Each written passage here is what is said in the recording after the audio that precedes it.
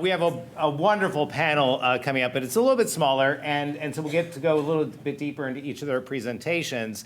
And as you know, one of the things that we really try to do is to have a number of very diverse perspectives on the panel, multiple perspectives as well, and we don't always do as well at getting the fireworks that you've seen in some of the other panels, and so maybe we will or maybe we won't have between our two panelists this time today. But I will also tell you that it was, since we were talking about casinos last time, one of the difficulties in getting, and I really do appreciate those from the plaintiff's bar and the plaintiff's side who've come to our program here, and we'll see a couple more in the final panel. But starting today, there is a companion event in Las Vegas called Mass Torts Made Perfect.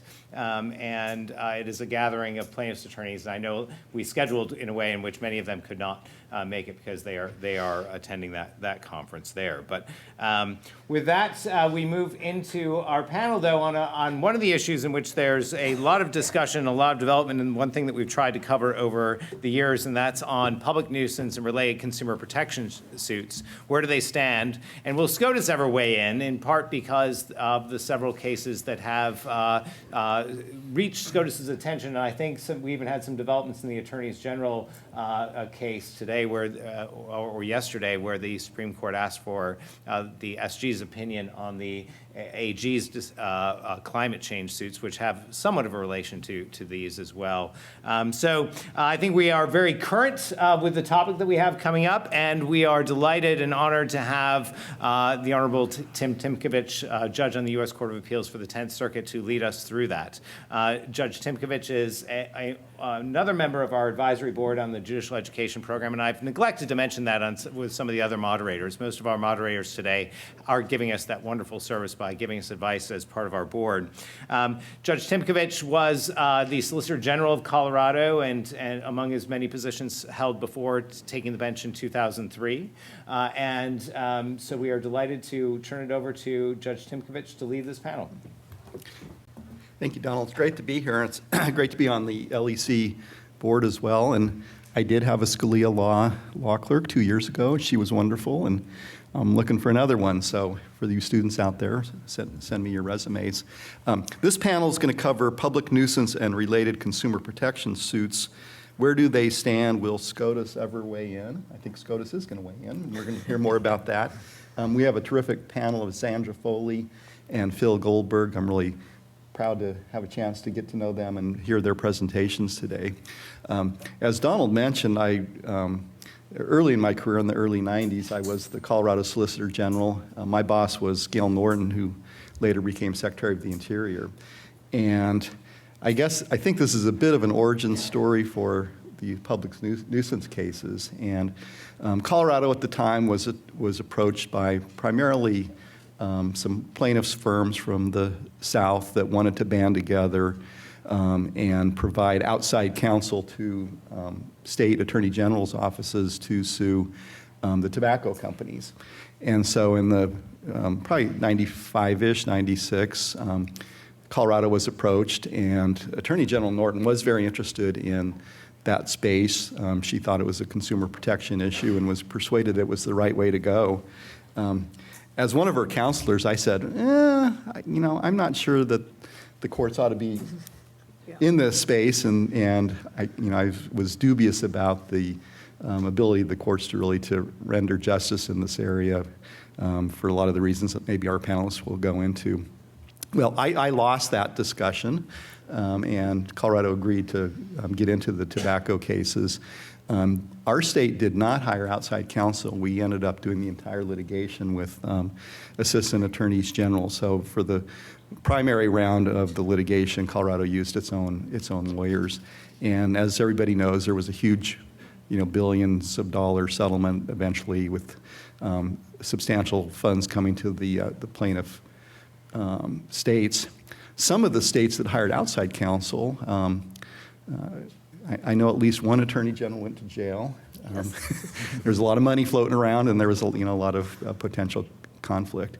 But ultimately, those cases went their way through the courts, and kind of here we are today, where the state's attorneys general really have made a major push to be involved in that type of litigation in conjunction with plaintiffs' lawyers and other public interest litigation outfits.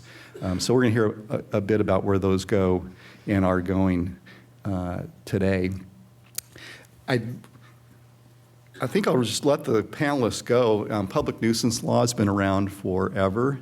It's really an innovation to see the kind of the mass litigation that we see now, and it gets into more exotic areas of law. Tobacco seemed like a standard consumer protection type case, but then we morph into all the other substances, lead paint, opioids, guns. We're going to hear a lot about that today. So with that kind of general introduction, I'm going to turn it over to our panelists. Our starting speaker is Zandra Foley, who's a partner at Thompson Co. in Houston, and she's has been involved in public nuisance suits in the opioid and firearm space. So I'm going to turn it over here and welcome. Okay. Well, thank you. Good morning. Thank you so much for having me here. I will tell you, last night I had a fear in my head that I was going to talk about one of these cases, and one of you would raise your hand and say, "That's not what I said." So hopefully that doesn't happen. But if it does, then I will be able to go tell my two little girls with much confidence, "I know what you're doing before you're going to do it." But anyway, thanks for having us here. So I'm going to basically kind of start with public nuisance doctrine and just talk about where it started and how we got here. Because as you can imagine, like he said, it's been around for a very, very, very, very long time. We're talking before like 1200s. That's how long it's been around. And initially it started out as more of a criminal type statute that could only be prosecuted by the Crown or, you know, the property owner of things. And some kind of way we got all the way from there to where now we're seeing it being applied against social media companies. We're seeing it being applied against companies who manufacture vapes that are being used. And we're seeing it applied in all sorts of different types of areas with different types of products. And so very different from how it originally started. It was actually spurred by the restatement of torts. So we're going to talk a little bit about that more in detail as to how that got started.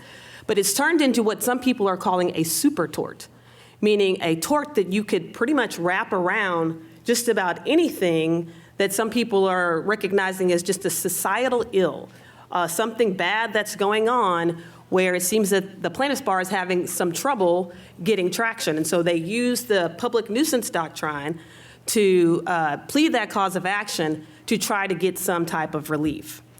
And because it is being applied in all these different places, I think what you'll see is that in the state court, from the state courts and even in federal court, it is very different the way that it's being applied, even across states, even within states.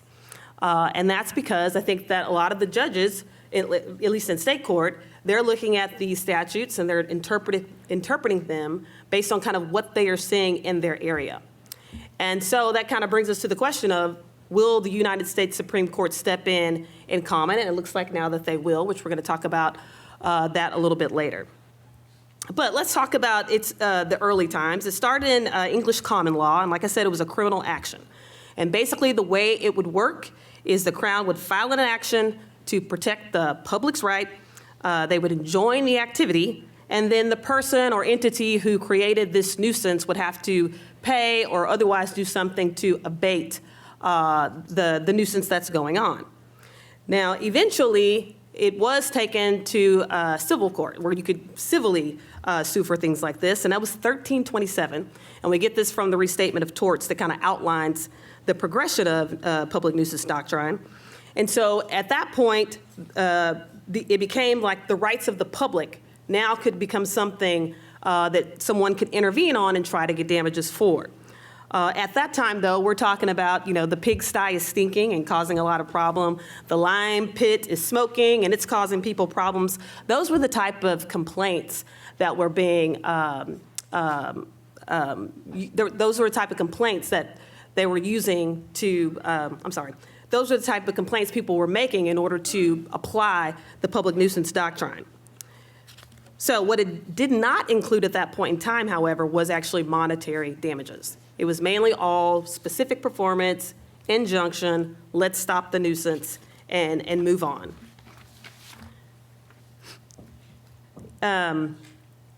Eventually, the English government moved to what they called a bipartite court system.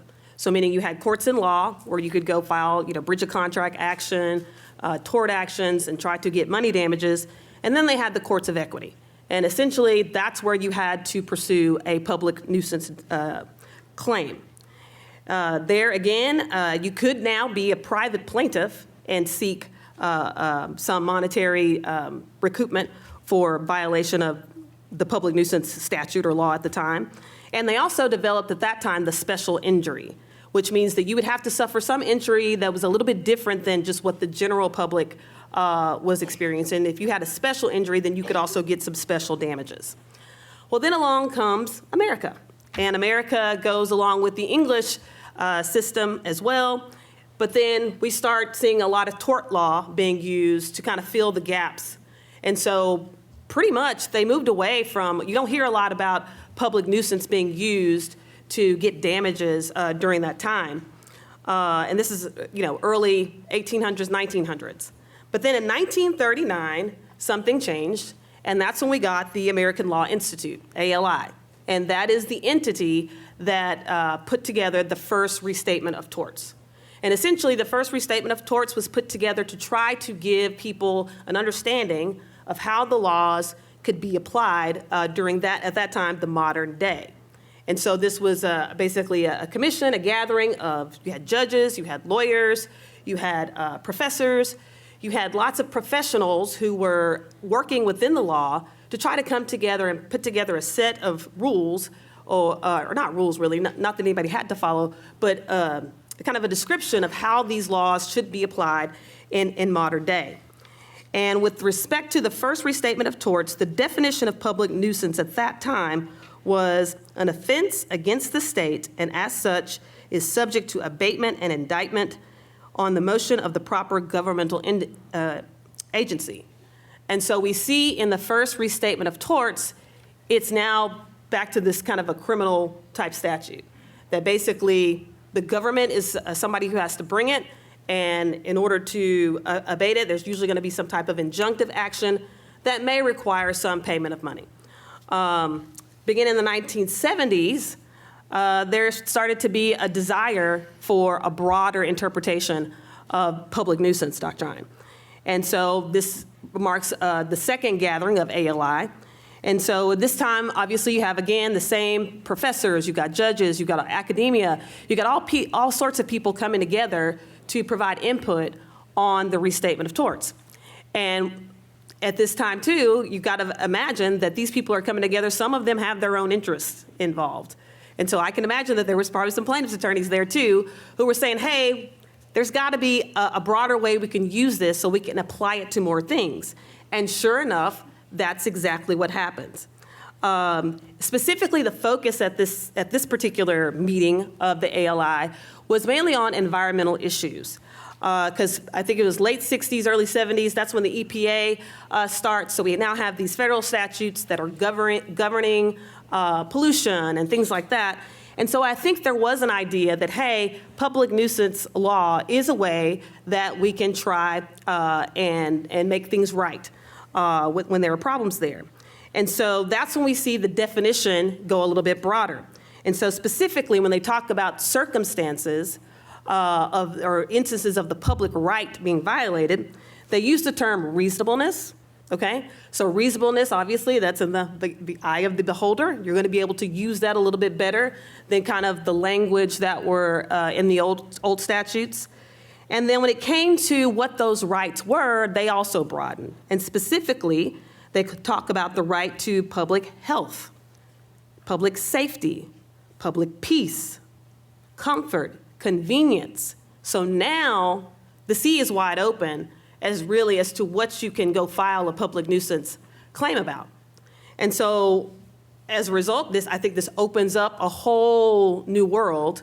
And I think the lawyers walked right in, because it is after this point in time that we start to see the first public nuisance claims being applied more in a consumer context. Those first set of cases that came about were the smog cases in the 1970s. And really, the reason, I believe, based on everything that I've read, that comes about is obviously when you have cases like that, where it's affecting a whole lot of people, you're going to have problems sometimes proving causation. You're going to have problems sometimes proving individual damages. And I think that a lot of the lawyers who were pursuing those claims around this time thought, okay, public nuisance is a way we can get around that. Because under public nuisance, you don't necessarily have to prove specific causation. You can prove causation to a group. You don't have to prove specific injury to a single person because you're complaining about a particular harm to the general public. And so I think that is something that plaintiffs' lawyers saw that's desirable, and so they started filing these lawsuits. The strategy, obviously, was, okay, we also, I think, need to find who can pay these damages that we're going to sue for. So the kind of the first, like I said, the smog cases, it was Diamond versus General Motors Corp. This is in California. And here, again, it was an environmental complaint. There was lots of smog in the air. Well, what's causing all the smog? Well, it's the cars that people drive. So who do you sue for something like that?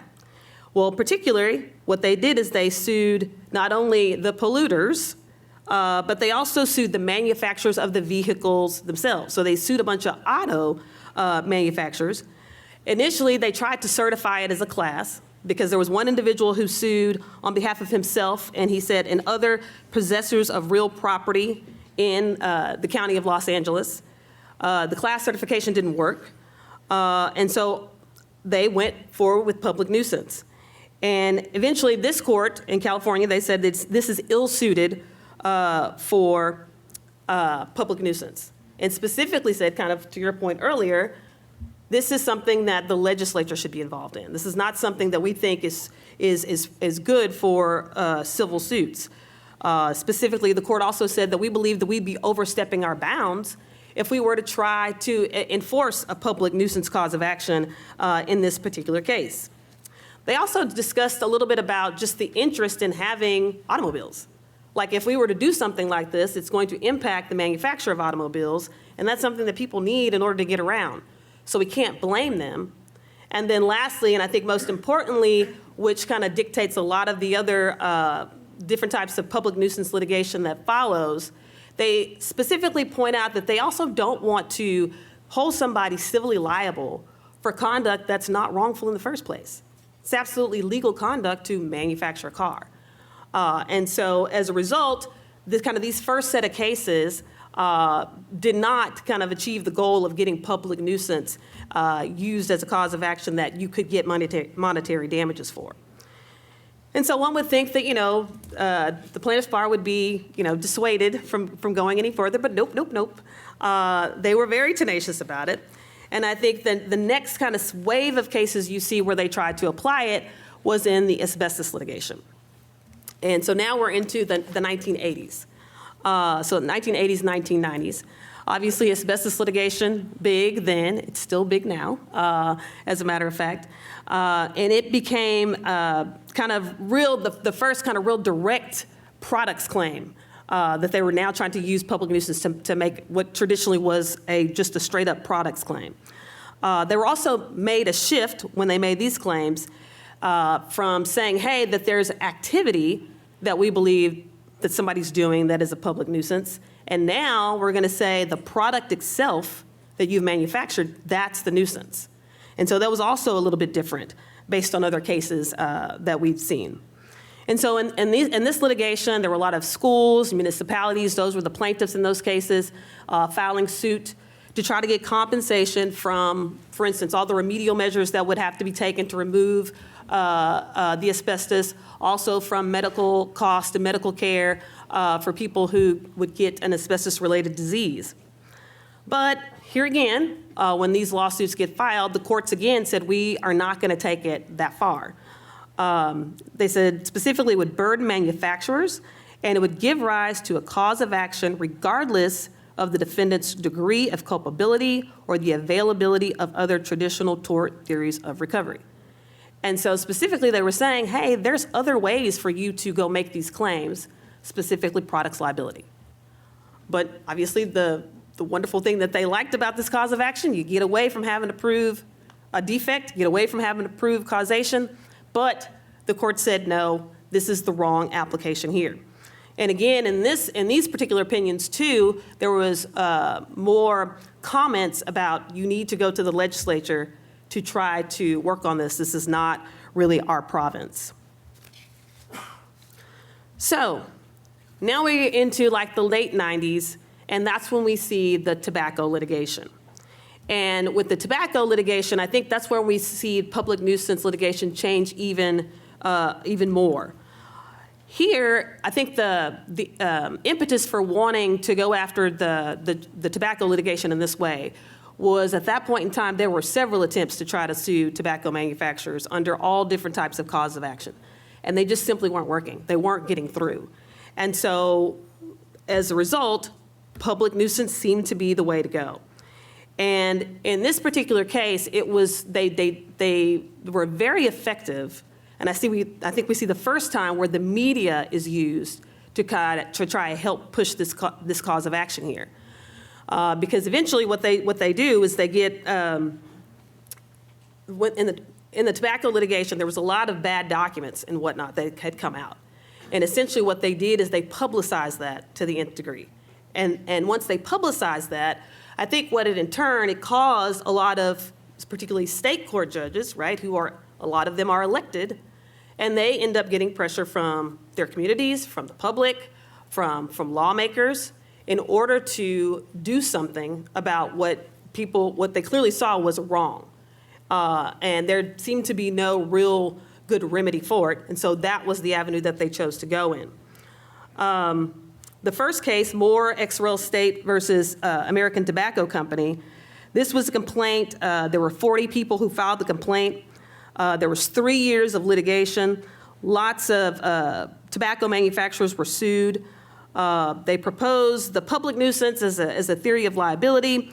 And again, the reason is they didn't have to prove a defect in a cigarette, which was kind of the problem before. But ultimately, there wasn't a whole lot of decisions that came out as a result of the tobacco litigation, because once kind of the media got control of it, there was lots of litigation, lots of depositions, all kinds of things. Eventually, it forced them to settle. And there were a lot of lawyers who were basically saying kind of in the media, this is so big and it's going to take so long and it's going to be so expensive, really neither side can afford to lose because there was just too much money involved in it. And as a result, you ended up with the huge settlement that you talked about earlier. It was $246 billion. And really no real opinion had come out to say that, yes, public nuisance applied. In fact, the state of Texas versus American Tobacco Co., that there was an opinion there. And the state of Texas said, we are not going to apply public nuisance to the tobacco litigation. They said none of the state's allegations of tobacco-related harm were implicated by the statute. And the statute, the one in Texas, said that it defined it as the use of any place for certain specific prescribed activities, such as gambling, prostitution, and the manufacture of obscene materials. So that was the statute, in the state of Texas. And I can actually remember the first time I even had a public nuisance case. I was representing a bar that got sued by the city of Houston and shut down because apparently they housed a lot of Honduran gang members who would kill people every weekend. And they said that this is a public nuisance and you've got to shut it down. And of course, we had lots of lawsuits too, but that was my introduction. I think I may have been a third or fourth year associate to public nuisance law. And so here in the tobacco opinion that came from Texas, they kind of held it strictly to the statute that was there and did not apply it. I'll stop here too and just talk a little bit about some complaints from both sides of the V. So from plaintiffs and defense lawyers about how these cases are affected that are in an MDL. Obviously, the MDL rules are there for a reason. They are to help. We heard a little bit about this from the panel just before. When you have all of these claims, but I think there were a lot of complaints that because of the MDL process, it essentially is holding the lawsuits hostage. And again, you can hear this from both sides. The defense lawyers will say, we're being held hostage in this because we can't ever get anybody dismissed. We don't think that the cases are moving forward to trial, so they feel like they're being held hostage. The plaintiff's bar would complain, well, they feel like they're being held hostage because they're having to take these bellwethers one at a time, nobody's getting paid, and because of the way that they're being selected, they're not really helping to decide, what the settlement value is. It's just kind of a back and forth. And so they feel like they're being held hostage and they're not being able to get paid on the claims that they filed. And so, depending on what side of that you live on, I do think that the MDL process, just from my perspective, it can be a problem. It can hold things up. But I think that's what you end up with. You end up with people trying to settle because they feel like that's the only option. And again, that's from both sides of the V. So kind of the 2000s, 2010 era, that's when we get into, you see the firearm litigation and the opioid litigation. And so tobacco, it's kind of served as the model for the firearm litigation. And it's essentially what people were trying to do is they're trying to figure out a way. We've got a lot of gun violence going on. There's a lot of, damage as a result of that, be it counties and states having to expend more funds for police, for public health, for public awareness, whatnot. And so there was a desire to file a lawsuit against somebody and try to get some money for this. And here we see that public nuisance is one of the areas that's one of the areas that they decided to go in. But here again, we see again the evolution. And that evolution is now we're not just saying somebody saying, hey, it's your activity that's a public nuisance. It's not just the product that's public nuisance. It is the way that you are actually marketing the product. So the materials that you are putting out, how you're advertising it, all of this is a nuisance because of who's seeing it, because you know who's seeing it, you know what people are doing with it, and you know it's causing harm, but you're turning a blind eye to it. So I think we also see, too, an uptick in how plaintiffs' lawyers are using social media to try and also get the word out and to sway the public that this is something, that needs to be taken care of some kind of way. And I think the public nuisance kind of lend itself to it. One of the first cases was the City of Cincinnati versus Beretta. This is a 1999 case. And this was a case that was filed. The City of Cincinnati believed and had evidence that there was some type of underground gun selling that was going on in their city. So meaning people are selling guns kind of on the black market, if you will. And their allegation was that, yes, gun manufacturers understand you're not openly marketing to them, but the way you are marketing your guns in general, you know that this is what's happening. You are aware that people are buying your guns on the black market, and as a result of that, we've got an uptick in crime, people are dying, and therefore we need to do something about it. So the City of Cincinnati filed suit based on violation of the a statute, the public nuisance statute there. And ultimately, the court in that case decided, we're going to let this proceed. We're going to let this case go forward. And they basically said, hey, if the facts establish that the design, manufacturing, marketing, or sale of the product unreasonably interferes with the right of the common and general public, we're going to let it proceed. And they said, basically, you pled exactly into what the statute says, so we're going to let you move forward. As a result of that, though, the state of Ohio amended its Product Liability Act and basically said, hey, if you're going to bring these claims, you have to bring it through this act.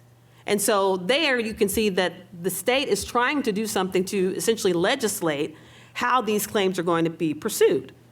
And I think that puts some ideas in some people's heads, because the next case you see, the next big case you see on gun violence is the Supreme Court of Illinois in the City of Chicago versus Beretta. And in this particular case, the plaintiffs filed a lawsuit naming firearm manufacturers, distributors, and dealers, again, just saying, hey, we have a record flow of just gun violence everywhere in the city of Chicago. And something needs to be done about it. basically the similar claims to what were being made in Cincinnati. And in this particular case, however, the Supreme Court of Illinois said we are not going to take it that far. They redirected the discussion back to the core elements of what a public nuisance cause of action is, and that is public right, unreasonable conduct, proximate cause, and control. And so what they found was that the manufacturers did not interfere with public right because the people are not afforded a public right to, quote, be free from the threat that some individuals may use an otherwise legal product to go and commit an illegal act or some kind of way cause risk or harm to another. So they said, we're not going to do it. They also said that the public nuisance law there has to do with interfering with use of land, and so they wouldn't apply the statute there that far because this was completely different. And then also they combined causation and control basically into one analysis. And so they said that the gun manufacturer's conduct did not cause the alleged injury because the third-party actors broke the causal connection. And so even though the gun manufacturers made the guns, a third party comes along who is not under the control of the gun manufacturer. They're the ones who commit the harm. We can't hold manufacturers, distributors, sellers of guns responsible for that. And at the end, they, again, like the other court, called on the legislature to do something about this. And also pointed out the fact that guns are so heavily regulated, why wouldn't the legislature be the one to step in and do something about this? Two more minutes. Yes, sir. Okay. And so in 2005, that's when we get the PLCAA. And that is the statute, the Protection of Lawful Commerce in Arms Act. That is the statute that essentially protects manufacturers, distributors of guns from litigation, kind of generally. The law is meant to protect members of the firearm industry from liability for the harm caused by those who criminally or unlawfully misuse firearm products. Now, there are various exceptions to this rule, 6 specifically. The main 3 exceptions that you see a lot of the gun litigation spurring out of: negligent entrustment, negligence per se, if the injury was caused by a volitional act that constituted a criminal offense, and then lastly, an action in which a manufacturer or seller of the qualified product knowingly violated a state or federal statute. And typically, those causes of action relate to that the manufacturer knew or reasonably believed that an actual buyer was prohibited from possessing the gun. And from that exception, that's where you see a lot of the litigation that results from school shootings. Because when the kids are able to purchase and or buy guns, that is the exception that typically applies. So I will stop there. You'll have a chance on the Yes, next round. Let's hear now from Phil Goldberg. He's the managing partner at Shook, Hardy & Bacon's D.C. office and co-chair of its public policy practice group. Phil. Well, thank you very much, and thank you to Donald and the LEC staff. They really do a great job putting this on, and I've been here a few times now, and often talking about public nuisance and other things like that. And Zandra, I thought you did a fantastic job kind of laying out the history and how we got here. And so if anyone's interested, there's a really great law review article by Professor Donald Gifford from the University of Maryland. I think he wrote around 2004. That really goes through a lot of what Zandra just talked about. It's a phenomenal read. And frankly, it was one of the foundations for when I got into public nuisance law like 20 years ago. And then I ended up writing a law review article going through exactly what Zandra said about the elements of the tort. Like, what is a public right? It's the right to use a public resource, like a road or a river. It's not a right to use a private driveway. So if someone's blocking a road, they might be engaging in a public nuisance, but if they're blocking a whole bunch of private driveways, they're not. It's just a different type of injury. It looks at unlawful conduct. So if you're blocking the public road to engage in an unlawful protest, that might be a public nuisance. But if you're blocking the road pursuant to a contract with the government to fix the road, well, then you're not engaged in a public nuisance and shouldn't be sued by folks who can't use the road. It does require causation, like you're saying with the gun cases. And the Missouri Supreme Court issued a ruling specific to this, saying this is the same causation that governments have to prove in public nuisance cases as any kind of causation, and that we don't weaken those tenets of liability law just because a government is bringing the case to protect a public right. And then control, which kind of comes and goes, frankly, as an element. Some states say yes, some states say no, but the control of the instrumentality at the time the nuisance is being caused is kind of what they're looking at when they talk about control. So it is a little bit of a, sometimes gets, subsumed into the causation argument, and sometimes it's identified separately. You mentioned the Diamond case in California, the smog case, and it always struck me that the idea of bringing a class action for particularized injuries was antithetical to that whole concept that you have a particular injury, because if someone's blocking the road and you're just in the traffic behind it and you can't use it, then you have an injury just like the general public does. But maybe you crash into the barrier, then you have a special injury and you can sue for your own special injury. So class actions don't really meld with public nuisance law very well, and we've seen that a couple of times. They've tried it, but by and large, it really hasn't taken hold. And on the, I just want to follow up on one more thing you said, is the Ohio rule. There's actually the Ohio Supreme Court is looking at one of the opioid cases right now to decide how to apply there's two sets of legislative amendments in Ohio that have tried to clarify that public nuisance goes through the Ohio Product Liability Act, and saying that the court was wrong when they allowed that public nuisance claim to go forward against the gun industry. And so they're going to decide that. It's been briefed, I think, for about a year now. And Maine and West Virginia also, their high courts have public nuisance case in the opioid context sitting in front of them as well. I'm here mostly because I've been doing this kind of work for 20 years, mostly on behalf of the manufacturing community and the National Association of Manufacturers, because they're often the ones, as Zandra was saying, that are sued over what are really social or political or criminal issues related to the use of products. And often the impacts of these products are known, their externalities of the products or the way they're used or misused or abused.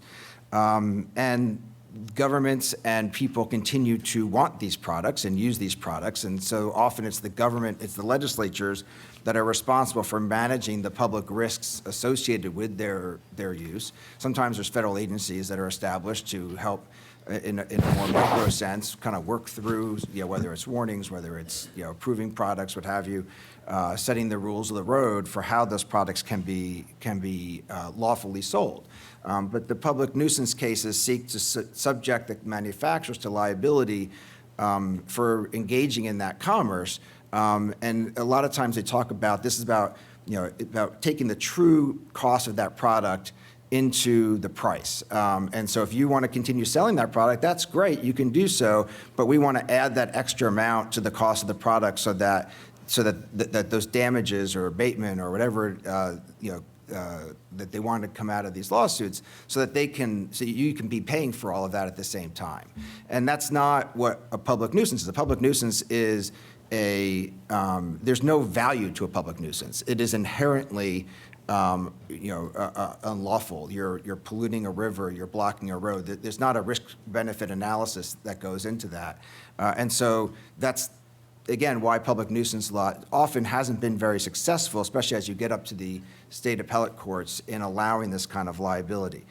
The topics that I want to cover today deal with energy use and the public nuisance cases dealing with climate change, and then talk a little bit about the plastics litigation, because we're also talking about consumer protection acts and those suits are starting to be brought in many of the same ways as Zandra was talking about the public nuisance lawsuits being brought. So they're kind of kissing cousins right now, and often are, the latest suits are bringing both public nuisance and consumer protection acts, all aimed at trying to get to the same endpoint, which is the liability over the sale of these products, and whether it's based on their promotion or, as we'll see, just even on corporate social responsibility programs associated with selling those products are now becoming the fodder for a lot of this litigation.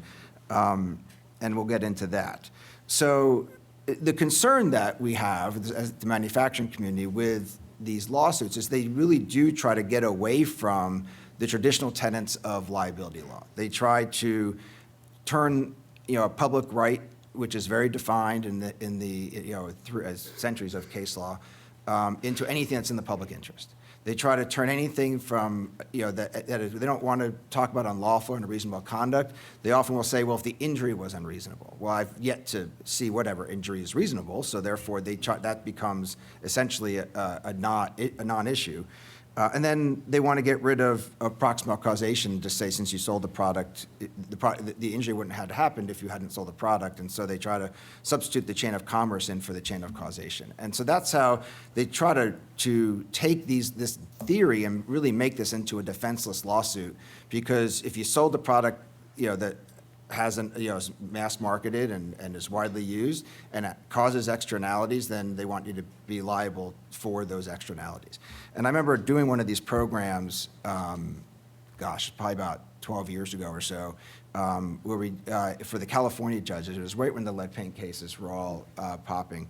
And there was another lawyer who was working on the plaintiff's side, and we explained, and we were actually in agreement about what was going on, in terms of how the tort was trying to be used. He obviously was for it, and I was against it.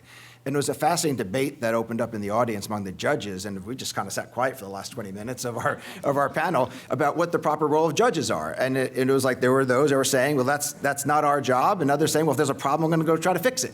And so it was a very interesting debate and a way to look into the eyes of some of the judges to understand their point of view and kind of why why some judges say okay to this and others don't. And so I think in the advocate's mind, the people who are bringing these lawsuits, particularly in the climate space or the plastic space or the gun space, they just feel that all's fair in love and war and this kind of litigation. They just think any tool in the quiver or arrow in the quiver they can use to try to go after climate change, to go after gun violence, to go after plastic pollution, whatever it is, that's what they want to do. And they don't care if these are legally supportable lawsuits or not. This is part of their campaign to try to achieve the end goal that they want to do. And I appreciate and understand that, but as lawyers and as judges and as people who are protective of our courts and making sure that that liability system makes sense and isn't just another political tool, that's where I think we kind of come, cross swords with each other, because that's what where we want to, we care about protecting the liability system.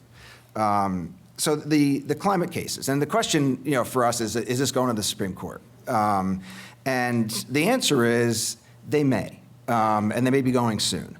So there's two cases right now that are before the Supreme Court. One's the City of Honolulu versus Sunoco and others, and that is one of these local governments suing the manufacturers and sellers of fossil fuel, saying, you sold the product that caused climate change, and you should have been more forthcoming. You downplayed the risks, whatever the specific allegations are, but ultimately you should have to pay for the climate damages that we're going to have in our local community. Then the second, and there's about 30 of those going on right now around the country. And the second one is a state versus state case. It's Alabama and about 18 other states. There's 19 states in total against California and about maybe 5 total states. So, and those states are saying, we don't want those lawsuits. Like the ones you're bringing against the private sector to say what's lawful or unlawful about the sale of those fuels are not things that we agree with, and yet you're going to penalize those activities in our state. And so, so there, it's becoming this interstate territorial conflict. And in both cases, and this Alabama versus California case, literally just yesterday, the Supreme Court asked the Solicitor General to weigh in to decide whether they should take the case. And then in the City of Honolulu case, they asked the Solicitor General a couple months ago to ask that to weigh in and see if they should take that case. And so you have these two cases right now before the court that are parts of the same litigation, to look at the parts of the same litigation. The climate cases go back to 2004. People may remember in 2011, A.P. versus Connecticut went up to the Supreme Court. It was all based on, those cases were kind of a laboratory in this public nuisance space. You saw some cases were brought again by local governments, state governments, some by private individuals. Some sued users of energy, like the utility companies. Some sued the producers of energy, like the manufacturers that we see being sued today. You saw some claims brought under federal public nuisance law, some claims brought under state public nuisance law.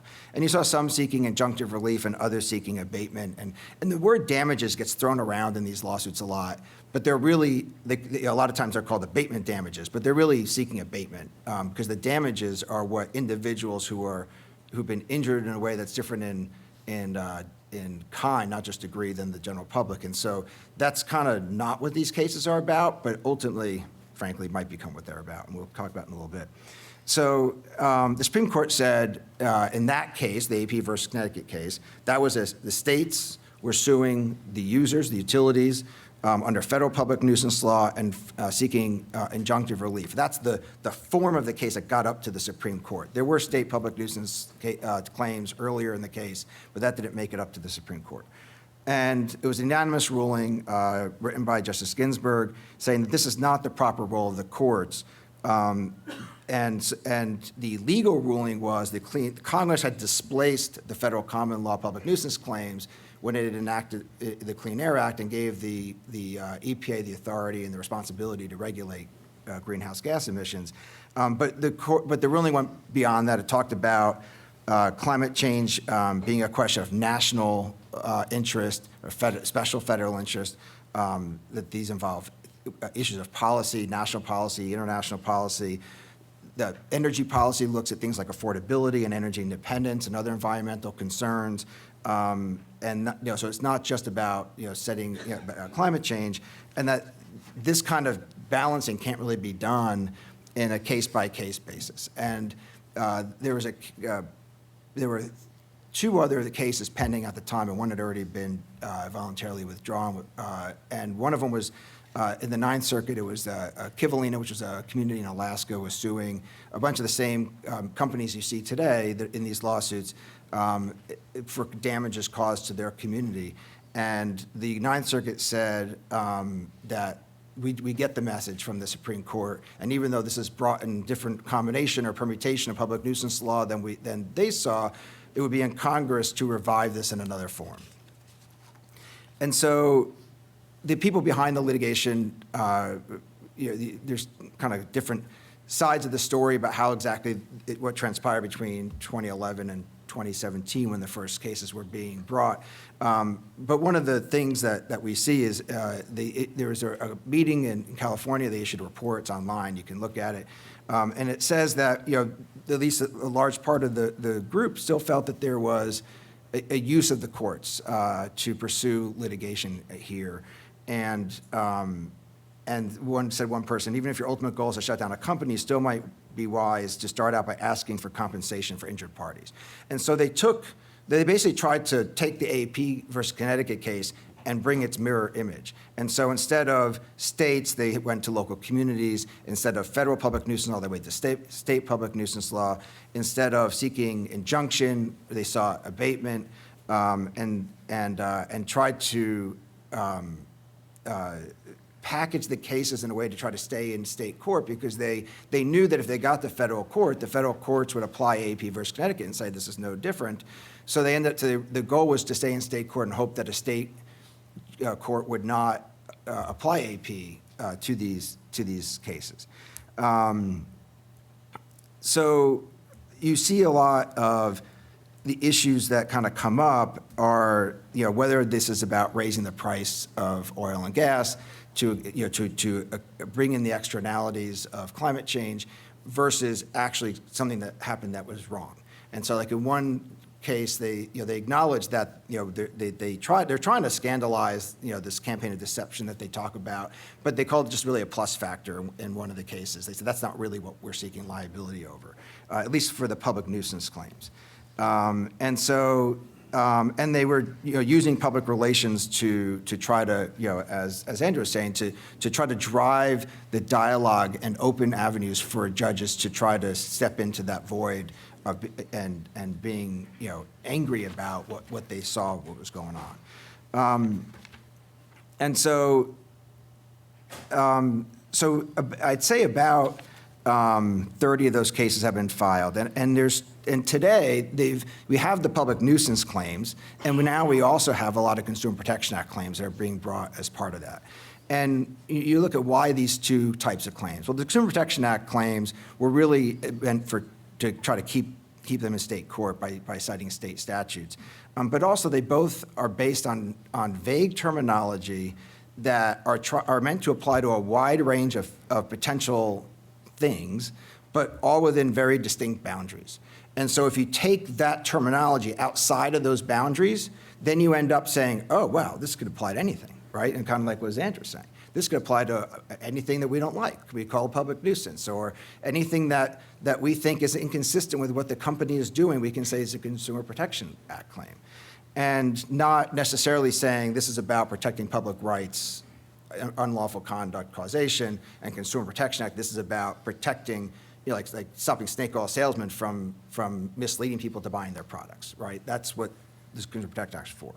And so, but we've seen that the public nuisance cases have the same legal deficiencies that they did, whether it's state public nuisance or federal public nuisance. It's missing the element of wrongful causation. The idea of this campaign deception has been looked at by some courts, and one New York court called it hyperbolic. And they're again trying to blur a lot of the legal elements in order to try to advance this larger campaign. On the Consumer Protection Acts, it matches their rhetoric of this campaign deception. That it's a way the companies produced, promoted, and sold the products. But they're saying this. But they're trying to say, okay, you engaged in this activity all around the world in other states and other countries, but we want to apply our state law and say it was against our Consumer Protection Act for you to do that in other places. And so, and this is again not traditionally what state Consumer Protection Acts are about. It's about making sure that if you're selling someone a gallon of oil, they get a gallon of oil. It does what a gallon of oil is supposed to do. There's a lot of things that may go into someone's buying decisions. I mean, I personally look at a lot of other things, maybe some political issues if I'm deciding, what products to buy. But those aren't the things that Consumer Protection Acts are meant to protect me against. And so you're seeing that the combination, the other thing is that a lot of these lawsuits in the energy space, some name like one company, some name 4 or 5 companies, some name 30. Some are just going after the refiners. Some are going after local gas stations. A lot of them name a local company state to try to keep it in state court to defeat diversity. And the various combinations and permutations of these companies that they're naming, it kind of vitiates the idea that there was like this secret, campaign that was going on, at least the rhetoric of their litigation is about. And so we're seeing, taking a quick look at time to make sure that I can cover what I want to cover. 3 more minutes. Yeah. And so the local communities are saying, well, we just need money. So you have the people who are kind of behind the litigation, and then you got the local governments that are bringing the cases, say, we just need money. But Congress has enacted $40 billion to provide money to local communities specifically for this. And so if that's the goal, then that's where they should be focusing their energies. So now you have, and I'm going to set up the SCOTUS situation, you've got 2 sets of climate cases right now. You've got the U.S. Court of Appeals for the Second Circuit dismissed New York City's lawsuit, saying this is not a public nuisance claim, this is not a liability claim, these are policy issues, and artful pleading cannot transform the city's complaint to anything other than a suit over global greenhouse gas emissions. You've got the Delaware courts and the Baltimore courts agreeing with the Second Circuit, saying that these are not viable claims under public nuisance, and then also the Consumer Protection Act claims are, they're talking about statements from the 90s, the 3-year statute of limitations on that is run, and so so they're setting that aside. Then you have the Honolulu line of cases where Honolulu said, we don't agree with any of that. These are not trying to regulate greenhouse gas emissions. These are about local, how products are promoted in violation of our local Consumer Protection Acts. And Boulder has the Colorado court in the Boulder case is following the Honolulu line, but they also got rid of the Consumer Protection Act claim because of the 3-year statute of limitations. And the Colorado Supreme Court a couple months ago accepted review in that case. And so, and in the Alabama versus California case, I was saying the issues here deal with what they're calling horizontal federalism, where they're saying that you can't in Honolulu or Hawaii or other states, California, say what's against our consumer, what conduct in our state is lawful or unlawful. And one of the judges in the Minnesota case, Judge Strauss, in a concurring opinion, wrote that saying that the states are waging this federal policy dispute through the surrogate of a private party as defendant. And that's kind of what the essence of the Alabama versus California case is about. And then there's also a gun case that just got granted review last week, and it's Mexico was suing the gun manufacturers in the United States for gun violence in Mexico. And one of the things that we briefed in the case was talking about causation. Because if you look at all of these cases, that's the essential missing element of the tort, which is what did the companies do that caused the harms that you're talking about?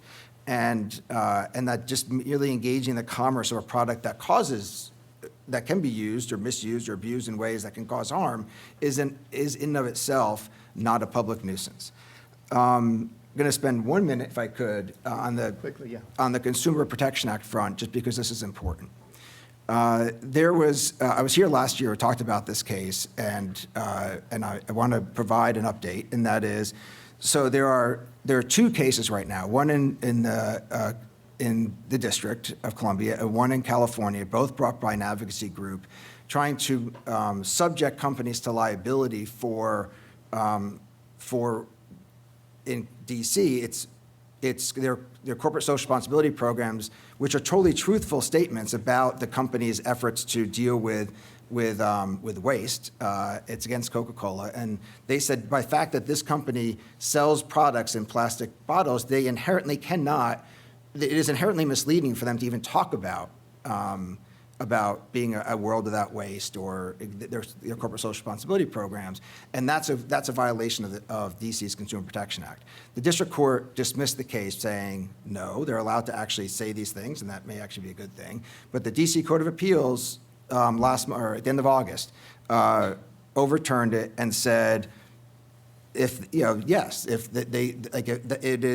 they're saying things that, even if you don't even look at specific statements, but the general impression of what they're saying and cobble words, things together from different places, they say it. If they're presenting this impression that they are an environmental, caring company, and that's directly contradictory to what they do in their general business model, that could be a Consumer Protection Act violation.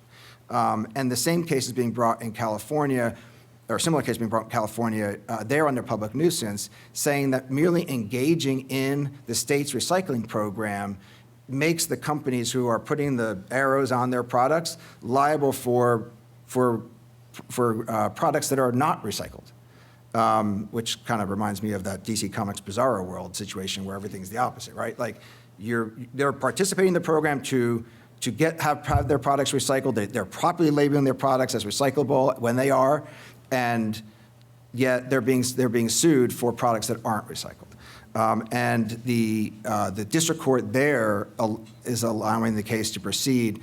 The defendants, not just this summer, and the defendants filed a writ with the Court of Appeal, and that was denied. And so we'll see what happens going forward. But that's all just happened like in the last week or two. And so whether that gets to the Supreme Court, I mean, that's a long way away. I think it's hard for state Consumer Protection Act cases to get to the U.S. Supreme Court. I think some of the public nuisance stuff is probably a little bit more advanced and more presents that state versus state issue that we were talking about. When on the federal side, I feel a little left out. We can take some questions. If the audience has a question, just queue up on the mics on either side. But as I sit here and, put on my judicial robes, I wonder about what kind of remedies are we talking about? And I'm sure it varies with who the plaintiffs or what their objectives are, but is the objective a damages, a monetary result that would bankrupt these companies, put them out of business? In the climate change cases, is a state or federal judge going to do what? Are we going to regulate emissions?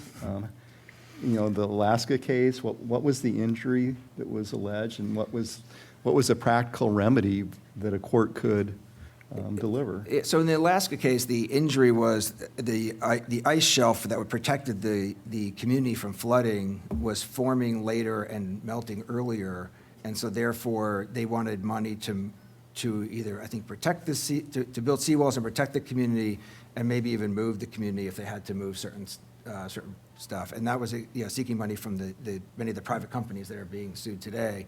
But a lot of it is it's money. I mean, I was on a program with the mayor of Charleston, one of the communities that's bringing one of these lawsuits, and he said, we just want money. We just need money to deal with climate change. We don't really care where it comes from. And if this is an option for me, I'm going to try it.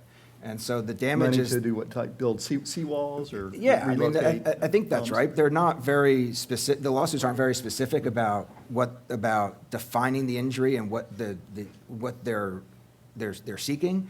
But that's at the end of the day, they say whatever money we need to pay for whatever we Zandra, do you have a reaction to that? Opioid litigation, same thing. They have these very nebulous ideas of all the stuff that they need as far as infrastructure, healthcare, and things that's not really all that spelled out, but it's going to cost a lot of money because I got to do it for the entire state of Texas or the entire state of Arkansas, and so that's how they get the damages up. All right, please introduce yourself and you can ask your question.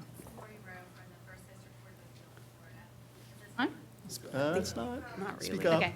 All right. Lori Rowe from the First go. District Court of Appeal in Florida. So you describe nuisance law as kind of this super tour, and we had a very similar experience in Florida with our Declaratory Judgment Act of trying to bring all kinds of questions which our Florida courts have found to be non-justiciable, political questions, and we've declined to exercise jurisdiction. So whether is the Department of Education funding schools enough? Should the governor have reopened the schools after COVID? We currently have a controversy about whether there's misinformation being provided by the governor and others with regard to a constitutional amendment on the ballot, and a trial court just recently declined to exercise jurisdiction, finding that that is a political question.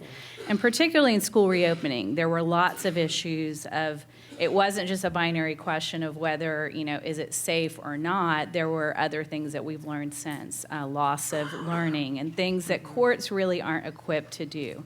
So my question is, where is the place for the political question doctrine and separation of powers in this discussion of public nuisance law? I'm gonna grab that. Go for it. So early on, with the climate cases were being brought, there was a case in California against General Motors for selling cars that use fuels and emit greenhouse gas emissions. There was a case, the AP versus Connect case. There was the Kivalina case, and then there was a case in Mississippi by Mississippi homeowners suing for damage related to Hurricane Katrina. And a lot of the trial courts dismissed those cases on the political question grounds, saying that they didn't meet, justiciability questions, and these were policy issues. What ultimately went up to the Supreme Court, the court decided on. I mean, and the political question was definitely briefed to the Supreme Court.